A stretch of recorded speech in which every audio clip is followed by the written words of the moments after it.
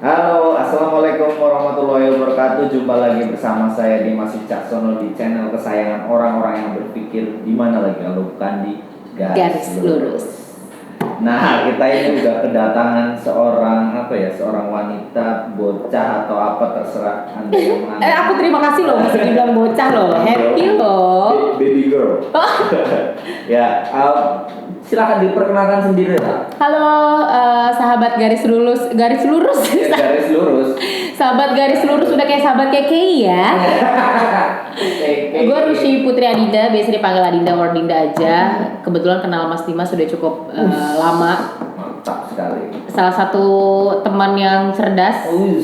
Gue nganggap dia kakak. Gue nganggap dia tuh kakak, teman, director. Oke. Nanti udah itu aja. Dilampirkan ya. Boleh dijelaskan gak ini? Sebenarnya Anda itu siapa? Saya siapa ya? Saya tahu saya siapa. Saya mungkin sejenis makanan ringan kayaknya ya. Kayak Ciki Coba. Gak apa-apa kan, gak iklan kan? Gak apa-apa. Gak dibayar juga kan lo? Gak dibayar. Kalau ada sponsornya. Sponsor dong iklan. Gue siapa ya? Gue bukan siapa-siapa sih. Perempuan yang senang bekerja aja. Kalau mungkin lu pengennya disebut sebagai apa gitu? Apa ya, seniman kali ya, karena memang bekerja di dunia seni gitu dari kelas 6 SD, tapi memang gak jadi apa-apa. Seniman, senang menipu teman. Jangan dong, amit-amit gak usah balik. Coy! Seniman khususnya dalam bidang apa ini? Biasanya lu aktif di apa sih? Di dunia presenting sama hosting. Sebenarnya lebih ke situ. Presenting dan hosting. Ya, karena setahu gua kan lu suka MC. Betul. Presenting dan apa? Hosting. Betul. Oke, bedanya apa itu? Presenting dan hosting kan sama-sama mempresent. Sama, kalau presenter itu present itu mungkin lebih ke apa sih, di depan layar, bukan di depan layar, on air ya. Maksudnya presenter itu biasanya disebutnya di depan layar. Yeah. Tapi kalau host itu justru biasanya di off air. Tapi nggak melulu sih. Semua sebenarnya tergantung cara penyampaian dari pihak kreatif tim. Jadi kan kreatif tim TV itu banyak yang bilang gue presenter, nanti ditulis di bawahnya itu kan kredit itu, atau host, sama aja sebenarnya karena mempresent sesuatu, mempersembahkan dan memperkenalkan sesuatu. Lebih ke situ. Kenapa bisa ada di dunia kayak gitu? Sebenarnya dari kelas 6 SD itu udah join di Sanggarananda, pimpinan dari Aditya Gumai, kalau tahu Lenong Bocah. Oh iya. Nah, saya kebetulan adik kelasnya almarhum Olga, terus kakak Ruben, Oki Lukman, Dude Herlino, Cikawa Ode, Leo Ode. Nah, itu saya kebetulan adik kelasnya beliau. Oh, begitu. Ya. Gitar beb jreng. Ya, karena gua kan kenal lu kan juga lewat dunia per-MC-an kan waktu itu di sebuah event. Yes. Nah, lu yang ngebayar gue tahu. Oh iya. Gila, berarti duitnya banyak loh dia. Gadun-gadun zaman sekarang ya, Bo, sugar daddy gitu ya. Nah, kalau untuk MC di event-event itu sendiri kan pandemi.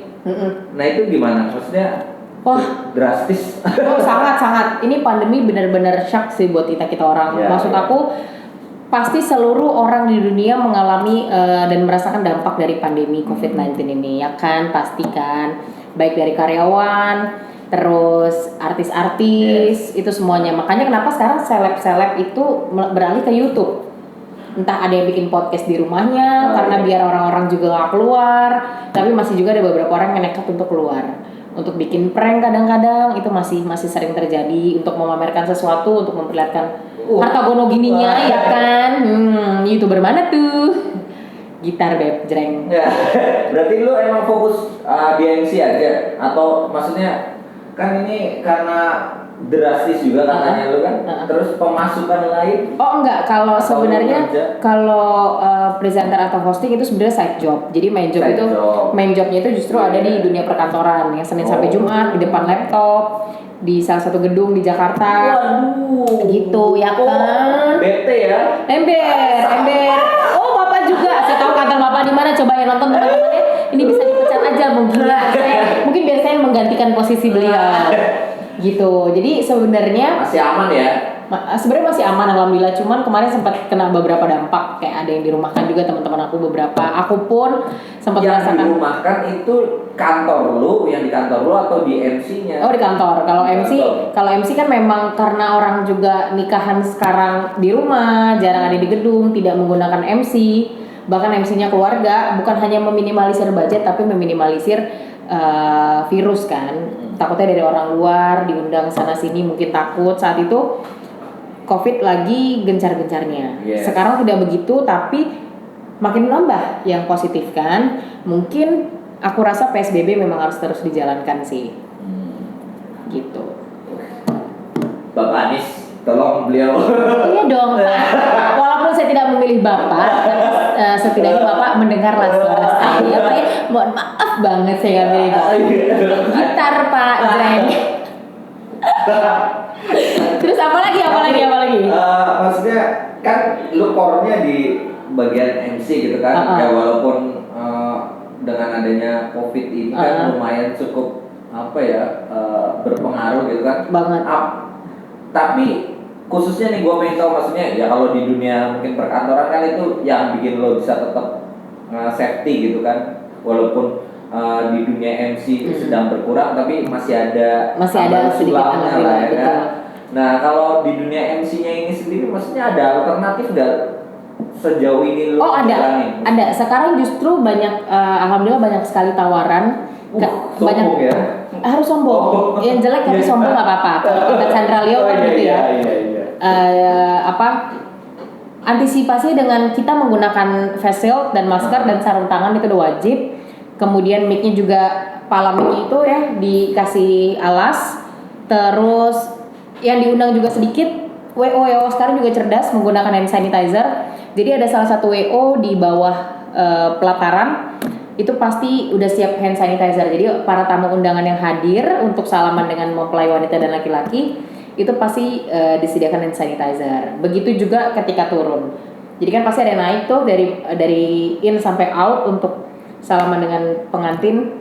Sekarang antisipasinya kayak gitu sih, udah lebih safety sih. Cuman yang itu new normal, memang new normal Indonesia, Jakarta lebih ke situ, tapi masih banyak juga yang nongkrong sana sini tidak menggunakan masker. Itu bahaya. Kalau kita kan tetap nih physical distancing. Jarak aku juga sama Mas Dimas hari ini juga cukup jauh. Jadi nggak masalah juga. Aku syuting hari ini sama Mas Dimas juga dengan sesuai protokol Bapak Jokowi Widodo juga, pemerintah, dan sedang tidak mengalami gejala-gejala yang ada kayak amit-amit batuk, pilek, flu atau sakit kepala atau apapun itu sih. Terima kasih loh. Iya, harus jujur ya Pak ya, karena itu betul sekali. Kameramen minum mulu aus ya Pak ya. Padahal nggak ngomong enggak minum mulu kameramennya. Aduh. Ini BTW udah gua sediain asbak lo ya. Gue pengen tapi takut mertua gue nonton.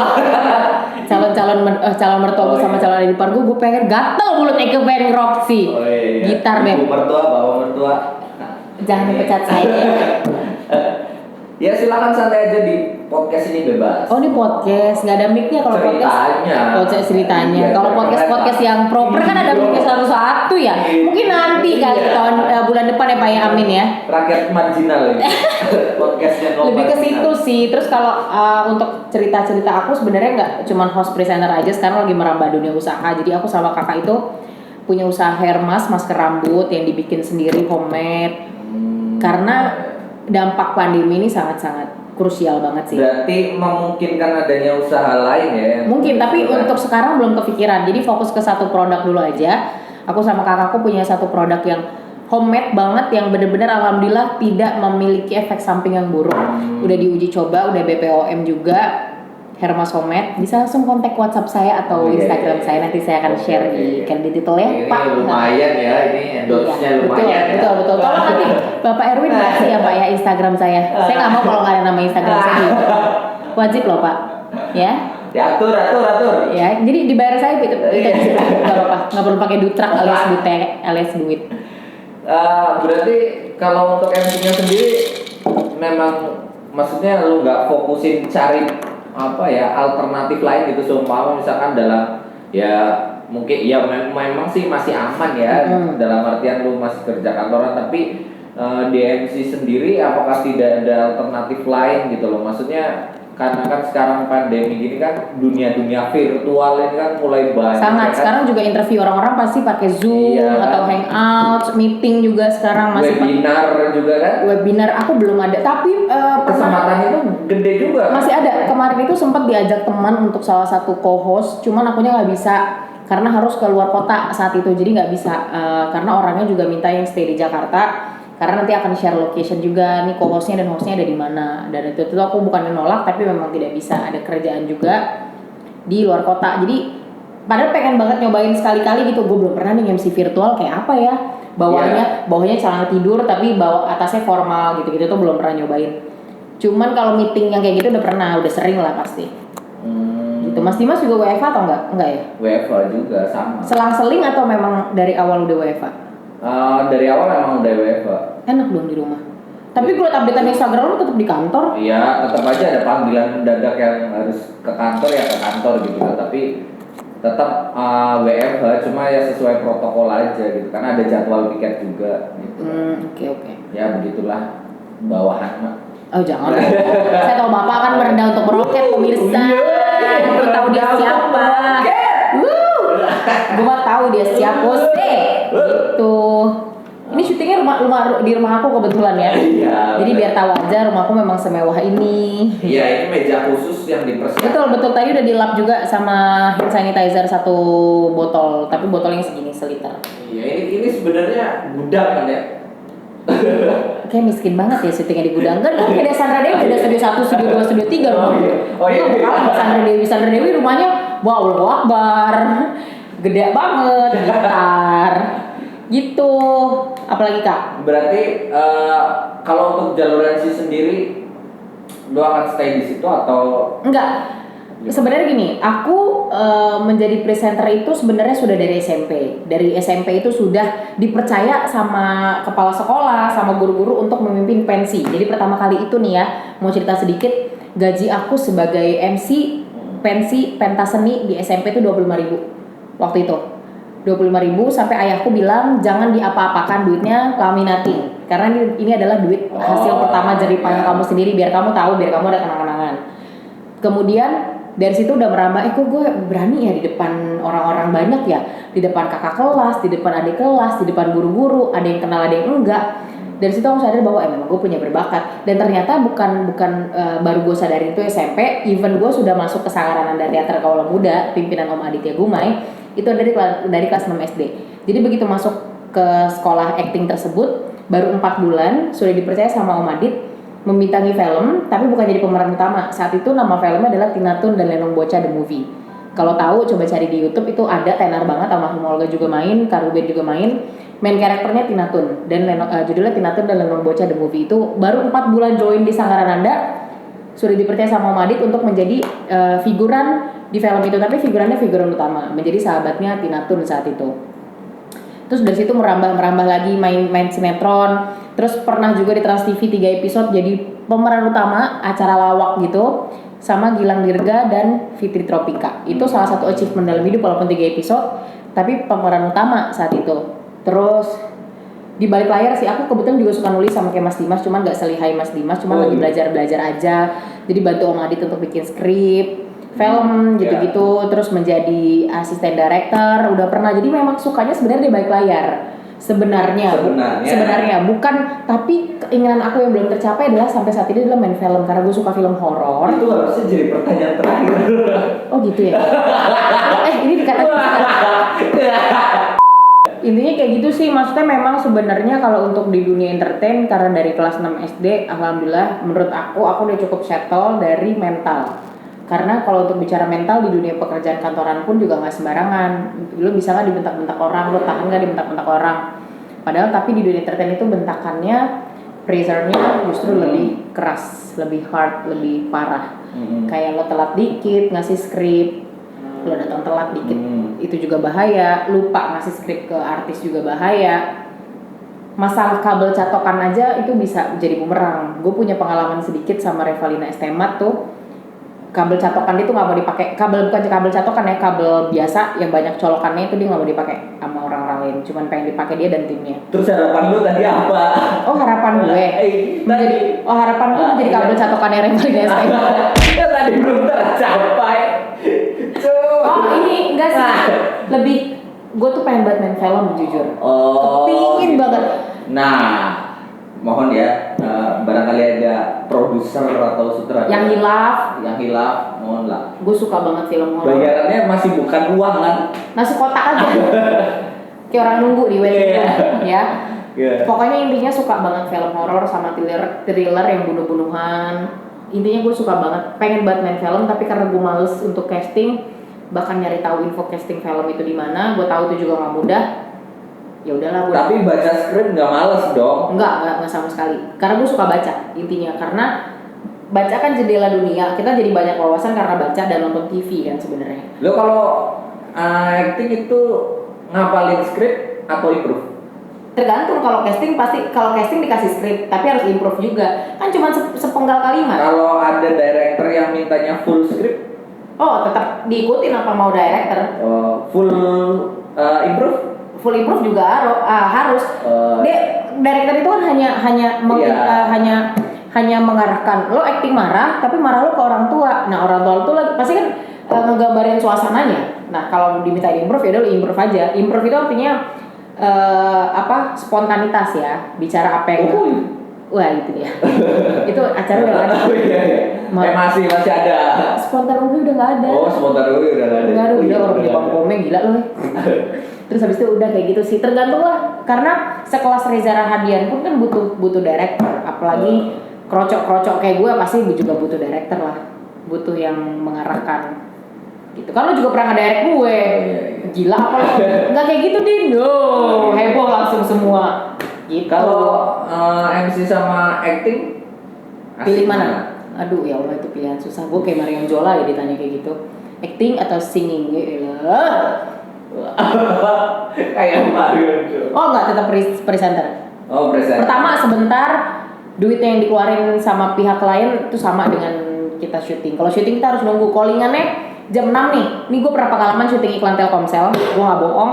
Callingan jam 6, syutingnya jam 12 siang. Telkomselnya nanti ditit gitu ya. Gitu pokoknya. Pernah juga syutingnya jam 6 sore, pernah juga syutingnya jam 5 sore, padahal callingannya pagi. Wah itu kalau syuting gue udah alhamdulillah lah, iklan, sinetron, series, or film jadi figuran, tapi figuran utama itu udah pasti callingannya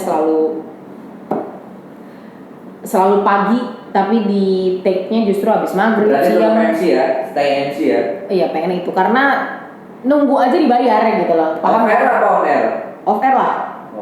Off air justru semua artis kalau ditanya off air atau on air pasti pilih off air. Karena padatnya. Padat dan biayanya justru lebih gede. Budgetnya justru lebih gede off air daripada on air. Semua artis kalau ditanya pasti kayak gitu. Oh gitu. Dan lu pilih off air? Off air. Kalau kondangan misalnya MC pernikahan itu kan off air. MC ulang tahun juga pasti off air. Itu pasti jauh lebih gede. Karena kenapa on air lebih kecil? Karena kan dia juga harus bayar iklan kan. Dan memang sudah ada kontraknya. Oh lo per episode segini, lo artisnya segini gitu. Udah pasti. Jadi memang lebih besar off air kan, by one by one kan. Itu nggak pakai manajer atau apa lah gitu. Tapi kan on air yang bisa lebih nge-branding image gitu. Lebih. Paham. Tapi kenapa banyak artis yang off air? Karena dia sudah branding di on air duluan. Ya, makanya kenapa mahal. Oh lo Reza Herlambang, oh lo Reza Radian, lo kan pemain film, tiba-tiba gue minta dia atau beliau jadi MC pernikahan gue, pasti mahal lah. Orang dia artis, pasti kan undangan-undangan orang juga pada mau foto sama dia, karena memang dia sudah menjadi artis duluan gitu. Makanya kenapa artis-artis yang sudah ada nama itu memilih off air. Kalau untuk MC Rina Nose pasti mahal. Gitar deh. MC acara anak muda atau acara orang tua? Semua gue ambil. 13 Desember 2018 itu gue pernah MC formal banget di gedung Wali Kota Jakarta Pusat. Bukan bintang tamu ya, tamunya Bapak Sandiaga Uno dan bosnya Starbucks Indonesia. Itu gimana caranya gue harus ngebawa acara itu tidak kaku-kaku banget, tahu sendiri kan? Ya. Pemerintahan soalnya datang orang-orang daerah, orang-orang pemerintah, jadi bapak-bapak, ibu-ibu yang formal, yang jarang ketawa, yang bukan dunia entertain. Gimana caranya gue ngebangun suasana untuk tidak kaku-kaku banget dan tidak ngejokes atau ngelucu banget. Jadi nggak sosok lah. Itu sulit banget. Ada skripnya, dibikin sama timnya. Ternyata luar biasa asik Bapak Sandiaga Uno itu. Dia bisa diajak ketawa, bisa diajak bercanda. Bahkan beliau sampai maju ke depan dan minta mic saya untuk nyanyi. Waktu itu tuh 13 Desember 2018, saya ingat banget. Oh. Kalau MC lu asik sendiri atau ada partner? Kalau tergantung acaranya. Ya. Kalau pensi selalu berdua. Kayaknya nggak lucu aja gitu, gue nggak tektokan. Karena kan pensi sekolah SMA dan SMP kebanyakan. Itu anak-anak muda kan jokesnya kan nggak sembarangan nih sekarang. Apa sih lo nggak lucu, lo so asik nyet gitu-gitu. Turun nggak lucu kan, banyak yang kayak gitu kan, itu bahaya banget tuh. Ini pengalaman gue untuk MC pensi, alhamdulillah tidak ada yang kecewa kliennya. Dan gue tuh MC pensi itu dari SMP kan tadi gue bilang, cuman 2017 itu udah mulai gue up lagi untuk MC pensi di SMA 2 Tangerang, Bogor. Itu gue ladenin semua, gestarnya keren-keren banget, ada High Five. Oh banyak nih gue lupa, Enau, keren. Dan anak-anak SMA itu ketika menjadi panitia, mereka solid, mereka profesional, semuanya bagus. Gue suka cara mereka memanage acara, rundownnya juga bagus, ngejokesnya juga gue udah dapet. Karena kalau MC pensi lo bisa ngomong sembarangan. Ya, lo bisa kata-katain. Iya, tai lo ya, brengsek lo, baju lo ke depan lo takut banget hitam lo, Dracula lo gitu. Endul rata-rata. Berarti ambience penonton sangat berpengaruh ya buat lo. Sangat berpengaruh. Gue nggak mungkin ngelawak tiba-tiba nggak ada yang lucu, itu jiper banget, nggak ada yang ketawa gitu maksudnya. Itu bahaya banget tuh. Itu hidup dan matinya para public figure atau artis-artis yang ada lagi di depan panggung ya, di atas panggung. Itu udah dikatakan artis loh, orang yang sudah bisa ngomong di depan banyak orang. Itu nggak sembarangan. Berarti situasi paling sulit apa yang lu pernah bawain? Itu tuh yang MC depan Bapak Sandiaga Uno, karena awal-awal opening sampai pertengahan gue harus flat, harus yang, dan itu bukan gue. Gimana caranya nih bapak-bapak ketawa minimal senyum atau enggak? Udah gitu aja, itu gue udah bahagia banget. Itu gimana? Dan itu gue berdua alhamdulillah. Sama partner MC gue yang biasanya gue pakai ketika memang ada MC baik formal atau nggak non formal. Akhirnya pada saat break gue putar otak nih sama dia, gimana caranya, apa bikin push tapi nggak sopan, apa bikin pertanyaan, apa bikin apa. Akhirnya kita ngejokes dikit-dikit, alhamdulillah pecah dong. Maksudnya lo biasanya kalau dapat job MC gitu dengan partner, itu partner ditentukan dari yang punya job atau kebiasaan, misalkan lu menunjuk partner? Menunjuk partner. Sejauh ini menunjuk partner. Tapi kalau untuk panitia yang meminta kandidat hari ini minggu depan kakak MC ya, tapi partnernya ini, gue lihat dulu nih orangnya kayak gimana, gak bisa sembarangan. Karena ini bukan teman gue, chemistry-nya gak dapet, bahaya bimbing alias bahaya banget. Tapi waktu pas gue pakai lu, maksudnya pakai dalam konotasi positif. Gue kalau pakai gue mah pakai aja. coy, amin. Waktu pas gue pakai lu di event gue kan, itu juga gue yang lakuin. Betul banget. Itu tahun 2018 ya. 2018 itu gue dimintain tolong sama Mas Dimas untuk nge-MC acara kopi. Itu Jakarta Lukis Coffee, yang dimana memang penontonnya sangat ramai kebetulan, dan banyak antusiasnya juga lumayan gede. Emang gede banget sumpah, gue gak bohong. Erwin juga datang ya Win ya. Jadi gue gak bohong, itu antusiasnya di daerah TB Simatupang. Iya waktu itu. Karena banyak banget yang suka kopi, penasaran kok kopi bisa jadi lukisan. Lo bayangin aja, lo puter otak lo. Dan ternyata gue nge-MC sama Mas Didi waktu itu, temennya Mas Dimas yang gue gak kenal sama sekali. Lo bingung gak lo gue harus ngejokes apa sama dia? Ternyata orangnya enak. Jadi gimana cara gue untuk membangun chemistry? Datanglah 1 jam sebelum acara, lo ngobrol dulu sama partner lo. Kalau pasti kan dikasih cue card, lo mau ngomong apa? Din, lo ngomong yang ini ya. Mas Didi, lo ngomong yang ini ya. Nanti ketika opening gue mau kayak gini, ngobrol. Jadi tuh perpikiran, ngobrol terus apa aja, ngerokok bareng terserah, ngebir bareng terserah, ngopi bareng terserah, sampai akhirnya kita ngobrol, dapet nih orangnya kayak gini nih, cablak nih. Makanya kenapa butuh me time sih, butuh me time untuk baik yang sudah kenal maupun tidak. Gak bisa kita nggak pakai briefing tuh, nggak bisa asal maju, nggak bisa. Walaupun gue udah kenal sama si A misalnya bertahun-tahun, tetap aja pasti ada chaos di atas panggung. Itu gimana caranya gue untuk itu yang ngebangun susah, ngebangun suasana susah, ngebangun chemistry apalagi yang suami istri aja per hari bisa berantem, gimana gue baru kenal kan, ini siapa, so asik banget, takutnya jokes gue nggak masuk atau jokesnya Didi nggak masuk, itu bahaya banget. Makanya kenapa pada saat itu gue datangnya on time banget dan gue masih sendiri. Jadi pada saat gue datang di TP Simatupang, kru belum ada, gue datang sendiri. Kenapa? Karena gue pengen tahu venue-nya kayak apa. Oh, gue punya gambaran nih gitu. Oh, tempatnya kayak gini, semi outdoor, panggungnya ada di sini, orang-orang di sini, di situ ada nanti ada moderator atau ada yang pembicara itu. Jadi gue udah dapat gambaran, nanti gue duduk sini, oh gini. Terus gue juga, karena gue nggak suka kopi, jadi gue ngobrol banyak sama Kak Didi dan lain-lain tentang kopi. Itu sih, itu yang sama kayak kita ngelamar kerja. Lo ngelamar kerja di PTA, lo harus tahu PTA tuh bergerak di bidang apa. Jangan asal apply. ya kan? Iya. Jadi pada saat ditanya sama HRD, tim, kamu tahu nggak kita perusahaan apa? Lo celinguk ya, jangan harap lo diterima. Seenggaknya lo 1 hari sebelum lo di interview lo harus cari tahu itu company apa. Jadi ketika ditanya lo nggak tolol-tolol banget. Nanti begitu keterima nih, amin, kan akan lambat laun akan ngerti. Iya. Ini perusahaan apa. Kalau seumpama nih, kan itu tadi lu brief dulu kan, kita ada waktu untuk brief. Lah maksudnya kalau seumpama lu nggak tahu siapa yang akan jadi partner MC lu, tapi datangnya itu waktunya mepet nih. Lalu gimana caranya biar ngecun sama dia? Ataupun misalkan gini, ternyata lu udah ada briefing sama dia, lu ngerasa nggak ngecun nih sama dia. Tapi gimana caranya lu tetap harus jalan sama dia di atas panggung? So asik, udah so asik aja terus, so asik aja. Tapi alhamdulillah gue belum pernah punya pengalaman di mana gue datangnya telat atau tim gue atau partner gue datangnya telat, terus gue baru tahu partner itu di 5 menit sebelum on air atau apa gitu atau tag. Udah so asik aja lah. Gue akan ngeluarin diri gue sendiri, jati diri gue ya begini. Gue gak mau jadi orang lain. Ini Dindot ya udah Dindot kayak gini. Ini lawakan Dindot kayak gini. Gue harus lihat-lihat juga dong. Iya. Oh pada saat dia ngomong kan pasti kalau MC berdua kan gak mungkin gue semua yang ngomong. Iya. Ada dia yang ngomong juga, gue harus lihat oh cara bicara dia kayak gini.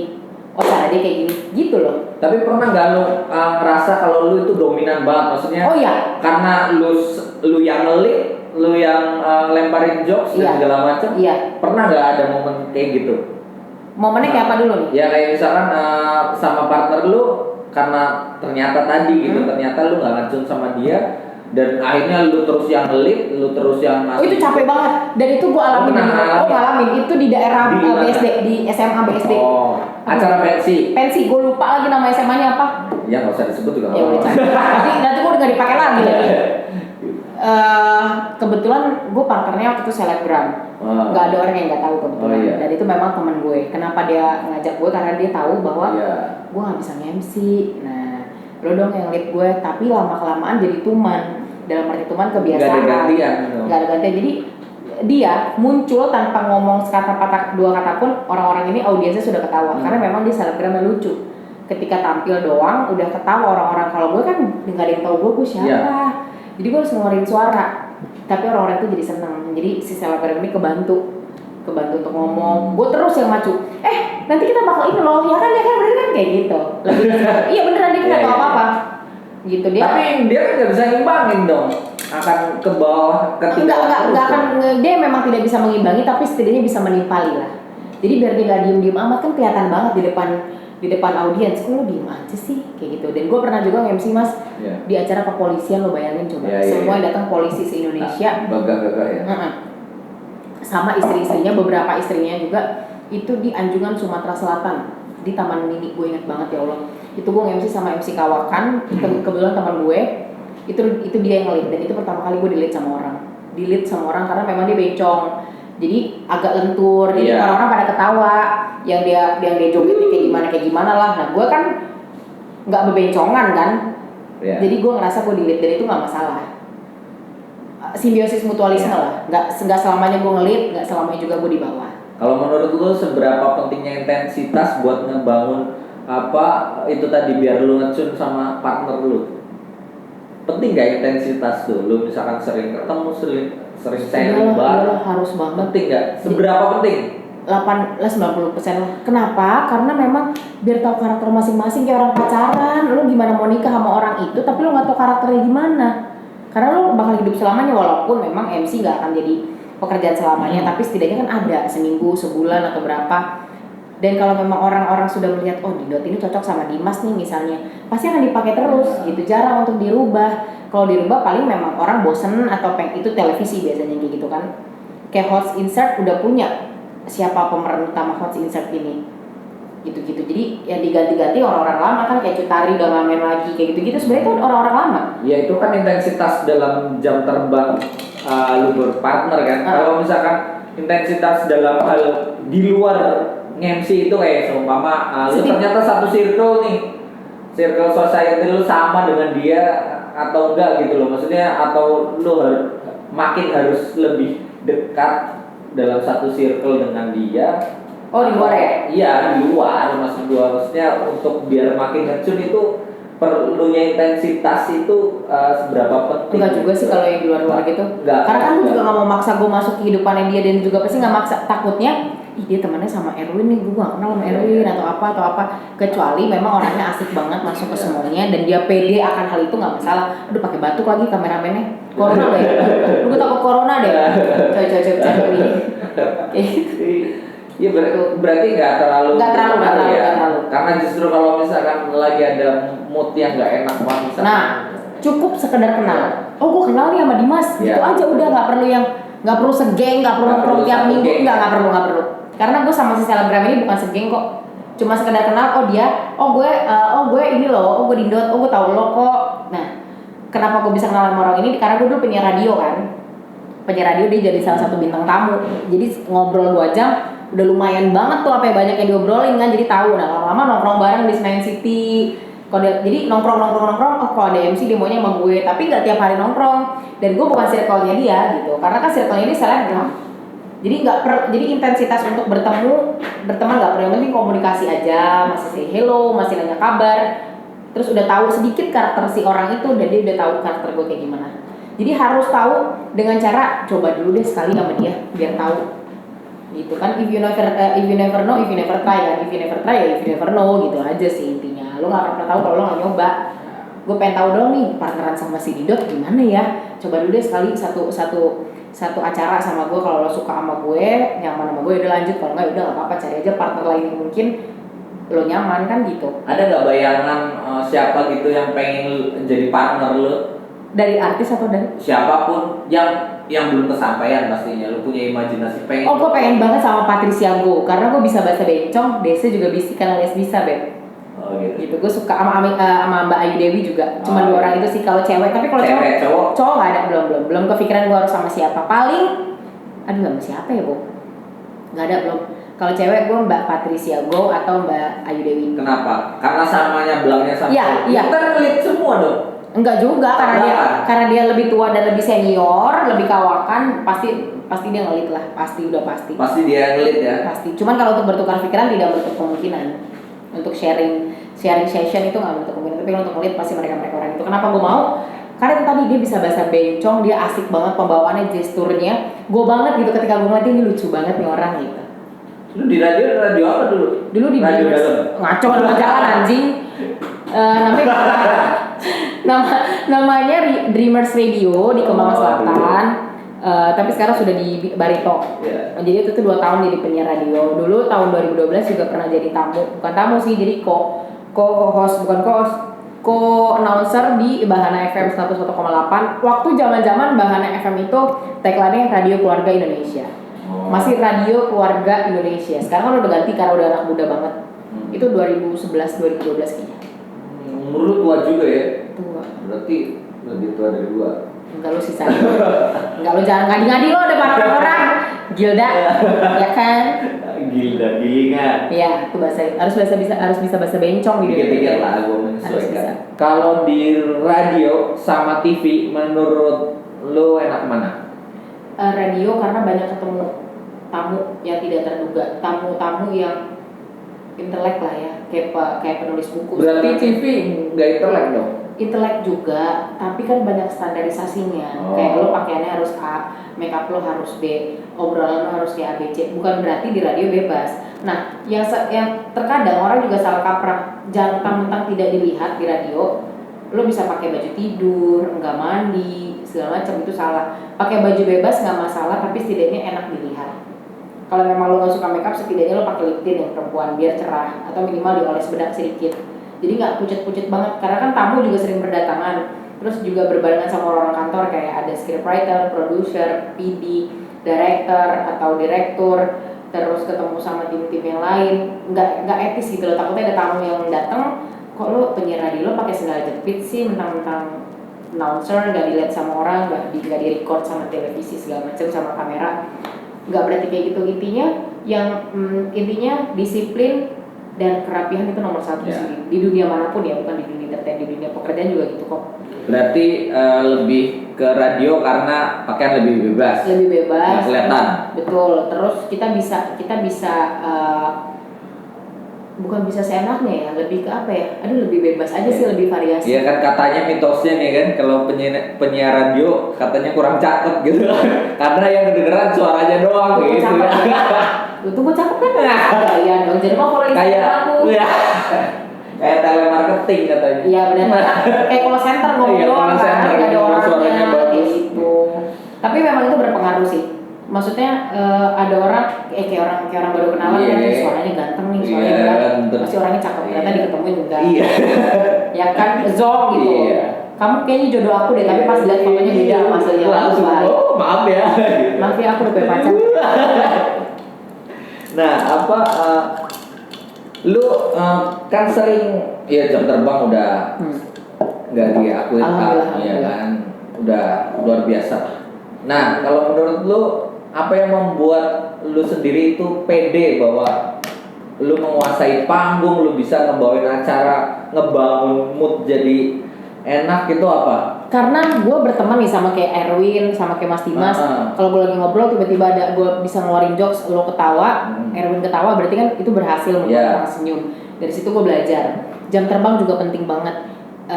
Gue banyak temen, banyak nongkrong. Intinya lo harus banyak keluar rumah, banyak nilai, banyak melihat, banyak mendengar. Itu salah satu kunci. Jadi salah satu kunci orang-orang yang pede. Jangan pernah mau di balik punggung orang terus. Sekali-kali lo memberanikan diri untuk ngomong, untuk speak up. Contoh kecil kalau memang lo gak suka di depan banyak orang, lo contoh di lingkungan keluarga lo deh, kalau lagi meeting atau keluarga besar diajak ngobrol, lagi makan atau lagi di ruang tamu, coba lo speak up, misalnya diajak berdebat sama siapa atau di ruang meeting sama bos lo, sama tim lo coba ngomong. Dari situ kan lo kan akan terlatih. Gue bisa ya presentasi ya. Presentasi kan juga sesuatu achievement dalam hidup, yang gak biasa ngomong tiba-tiba bisa ngomong untuk menjelaskan sesuatu produk. Berarti poin apa yang bikin paling lo percaya diri kalau itu jadi suatu kekuatan buat lo? Oh ini gue Dinda nih, gue ada karena ini jadinya gue pede gitu loh. Seumpama apa karena suara lo atau karena kemampuan lo yang apa komunikatif atau apa gitu? Wawasan sih. Mantap. Wawasan, karena memang itu tadi, lo jangan pernah bosan untuk belajar, jangan pernah bosan untuk baca. Kalau lo nggak suka baca buku, lo baca berita di online deh kan, sekarang udah banyak tuh, detik.com apapun, semua ada di handphone digital yang lo bisa bawa. Kalau memang lo malas baca buku, novel juga sekarang udah ada di Wattpad ya apa? Wattpad gitu-gitu udah ada kan. Jadi kalau memang lo nggak mau beli buku di Gramet, lo baca aja di situ, banyak kok, nggak berbayar juga. Buku offline maksudnya? Ya, itu lo kampung ya kok, kayak gitar gitu loh maksudnya. Banyak ketemu orang nih kak, ketemu orang, tapi kan karena sekarang punya wawasan ya. Jadi kan kalau kita wawasannya kayak kalau kita sama persis kayak di wawancara HRD, gue pede banget nih interview sebagai resepsionis karena gue udah punya pengalaman di resepsionis misalnya. Kecuali gue resepsionis tapi merambah ke dunia finance, itu sangat jomplang. Intinya kayak gitu sih, wawasan paling pertama. Lo nggak bakal bisa ngapa-ngapain kalau lo nggak punya sesuatu atau nggak punya nilai lah. Nah, itu dia value. Nah, pernah nggak lo ngerasa insecure? Iya, sama diri lo sendiri? Iya lah. Apa pas lagi lo nge-MC atau di luar itu malah hal yang bikin lo insecure? Insecure-nya kalau di dunia entertain, karena saingannya cantik-cantik sih. That's why gue nggak pernah mau jadi pemain sinetron. Nyokap gue selalu bilang kalau lo mau jadi pemain sinetron, dibakar dulu dong, itu udah tanggung gitu. Kalau lo mau jadi pemain sinetron, lo kalau mau cantik sekalian, ganteng sekalian, walaupun lo tidak punya skill. Itu gue inget banget kata nyokap gue. Kalau lo mau jelek sekalian. Jadi jelek dalam arti ya udah apa adanya. Lo lucu sekalian. Kenapa gue nggak mau jadi pemain sinetron itu? Karena gue udah stereotipnya adalah anjing yang pemain sinetron, lo lihat yang dari CTI-CTV ya. Semua blasteran dan nggak ada. Stasiun TV swasta. Ya, semua blasteran mukanya tapi tidak ada skill. Lo liat Manohara, dulu pertama kali main sinetron, mana ada skillnya? Karena dia cantik luar biasa kan?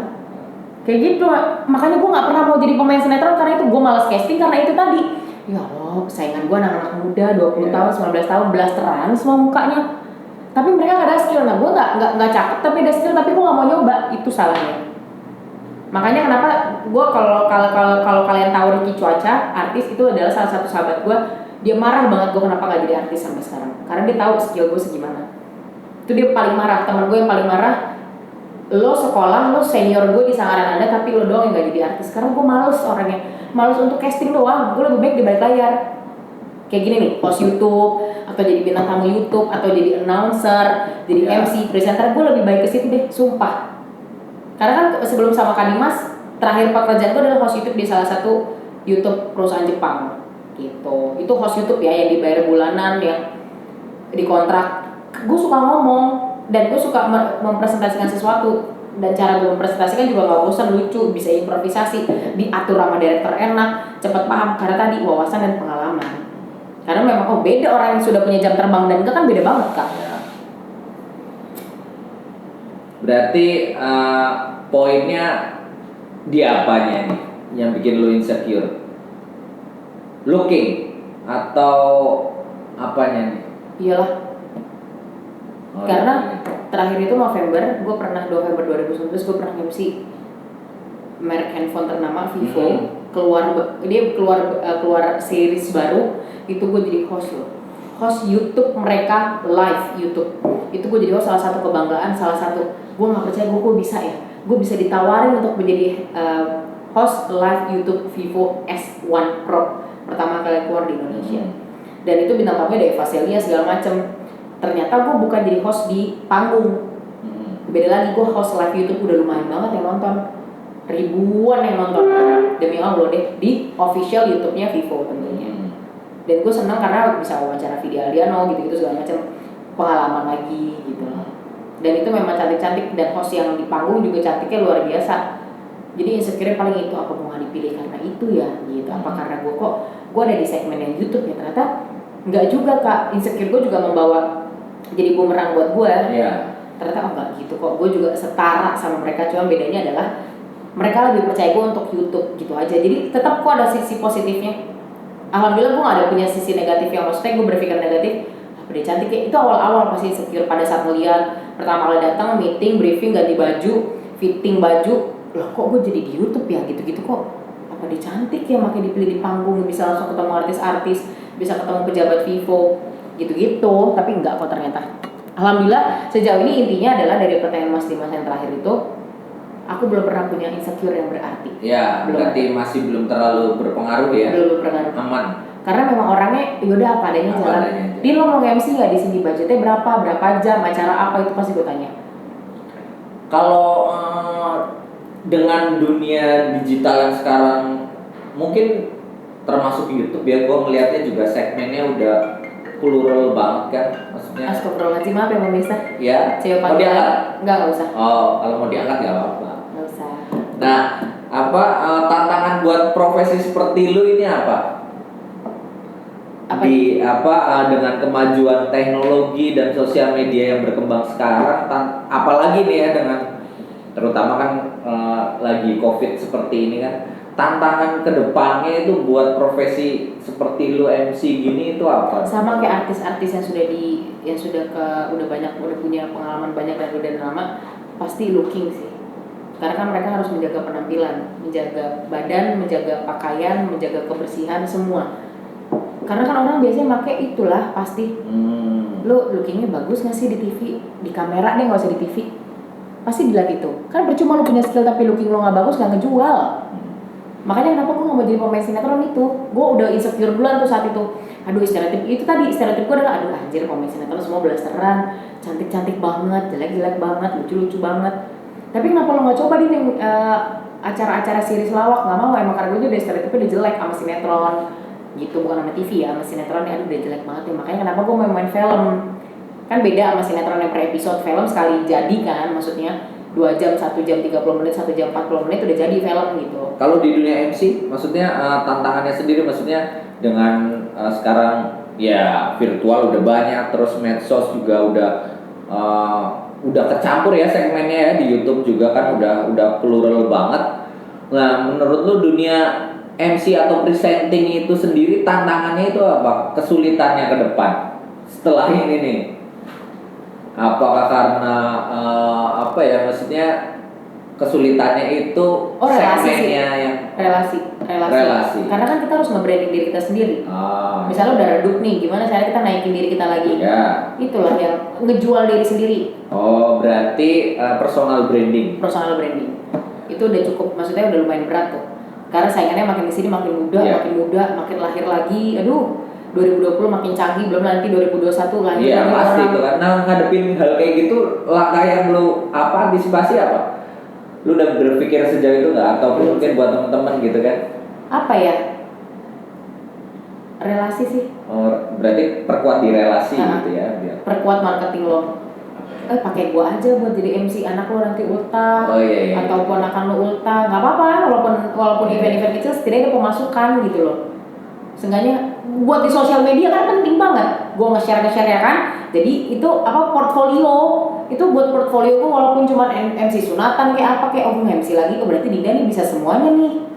Kayak gitu. Jadi makanya gua hajar, gua nggak punya spesifikasi MC. Acara, maksudnya event gue gak pernah punya. Lo mau pensi ayo, nikahan ayo, tunangan ayo, birthday party juga ayo, semua gue ajar. Dan memang banyak kok di Instagram gue gak pernah gue share, maksudnya gak pernah gue mengkubu-kubui. Gue cocoknya udah gue MC wedding aja, belum tentu orang nikah kan gitu. Jadi semua event alhamdulillah seandainya waktunya bisa, ada usia, ada waktu, ada kesehatan, gue hajar. Berarti apapun itu asal masih halal is okay ya? Iya. Hajar ya? Hajar terus, jangan kasih kendor. Terakhir, harapan lu buat dunia presenting ataupun dunia kreatif kedepannya itu apa? Buat teman-teman yang untuk dunia kreatif jangan kalau di YouTube sebenarnya nggak ada istilah duplikat sih ya, maksudnya nggak ada contek-mencontek, semua juga nyontek kok. Iya, semua nyontek. Konten creator semua nyontek. Ini pun nyontek. Iya. Sabar ya Pak Dimas. Nanti kita beli mic yang gede ya, masing-masing. Jadi kayak podcast beneran ya. Kayak podcastnya Kui, podcast tuh Gading. Itu kan pakai mic yang bagus tuh. Gitu. Kayak Rans Entertainment kan. Terus abis itu apa ya harapannya lebih meminimalisir namanya settingan sih. Kasian gitu. Banget orang-orang dibegoin nge-build penduduk Indonesia untuk jadi bodoh itu. Berarti bikinlah konten yang berkualitas. Ya, konten-konten yang original tapi jangan settingan, jangan ngeprank terus, jangan sedekah terus. Orang juga bosen dan risih kali lo sedekah lo video giveaway. Ini nggak ada giveaway-nya ya? Nanti ini laptop mana giveaway ini? Ini laptop di giveaway. Properti. Pernah nggak nyala ya Pak? Iya Pak. Lo sayang banget. Iya Bu. Intinya kayak gitu sih. Maksudnya jangan bikin orang-orang Indonesia makin bodoh. Kalau kata Deddy Corbuzier kan kayak gitu. Makanya gue suka sih sama Om Deddy. Kalimatnya banyak banyak yang bagus, dalam arti Indonesia tuh makin banyak orang bodoh karena kita sendiri yang bikin orang-orang itu bodoh sebenarnya. Iya benar. Nge-build orang-orang itu untuk percaya settingan, pacaran settingan, semua dijadiin konten. Dan ngasih panggung orang-orang bodoh gimana? Nah iya itu dia tuh yang kayak ngomong anjay, tahu kan? Iya tahu. Ngomong anjay aja dipenjarain atau lo lebay banget lo kenapa baru muncul. Dan dia mengakui lo di podcast Deddy bahwa saya ada di dunia entertain dari 2014 tapi baru muncul di 2020. Apa nggak laku lo tandanya? Berarti kan memang lo nyari masa, lo nyari masa, lo nyari tahun yang tepat untuk lo muncul, tapi dengan cara lo mempermasalahkan kata anjay. Gue sering banget tuh komen di Lutfi Agial, gue udah nanti kita bahas di lain kesempatan itu ya. Intinya tolonglah jangan nge-build orang-orang Indonesia jadi makin bodoh. Karena kan kita ada kekurangan biaya nih karena pandemi. Di Indonesia pandemi udah makin parah. Yang positif juga makin parah, yang di PHK juga makin banyak, yang jobless juga makin banyak. Karena joblessnya makin banyak, jadi segala cara dihalalkan. Entah mencuri, entah mengemis, kan kita nggak ada yang tahu. Kayak gitu. Mudah-mudahan tidak sampai terjadi hal-hal yang lebih mengkhawatirkan lagi. Sih, janganlah. Intinya udah bikin konten-konten yang bagus lah. Ya, sekaligus juga menghibur teman-teman yang lagi WFH gitu atau nggak punya kesempatan untuk kerja gitu kan, bisa memberikan manfaat bikin orang-orang itu makin kreatif lah. Ya betul. Oke, sebenarnya pengen banget ngobrol lebih jauh, cuma kan waktunya ini. Nanti dijadi part 2 dong. Iya, next ya kan, bener kan nih? Oh iya. Bahasa yang lain. Iya. Kayak perjudian. Atau aning-aning Indonesia ya kan. Mafia migas gitu. Iya. Bapak-bapak. Terus kayak gitu di pokoknya kita bikin part 2 ya, komen di bawah. Pengen bikin part 2 komen di bawah. Gue pengen sama Dinda lagi dong. Thank you banget nih udah. Sama-sama Kak, ya Allah. Penting waktunya gila gua tersanjung bisa didatangkan bintang tamu MC Kawakan. Mudah-mudahan sehat terus dan aktivitasnya terus lancar, MC-nya jobnya di mana-mana. Amin ya Allah. Semoga ketemu di lain kesempatan. Kita harus ketemu terus sih. Oke, amin. Amin. Terima kasih buat teman-teman yang masih setia di channel kesayangan orang-orang yang berpikir. Kita jumpa lagi di lain kesempatan. Saya Dimas Wicaksono. Jumpa lagi di Garis Lurus. Barusan gue pengen ngomong loh Rusi Putri Dinda tapi dikat kampret. Dadah. Oh iya udah mati.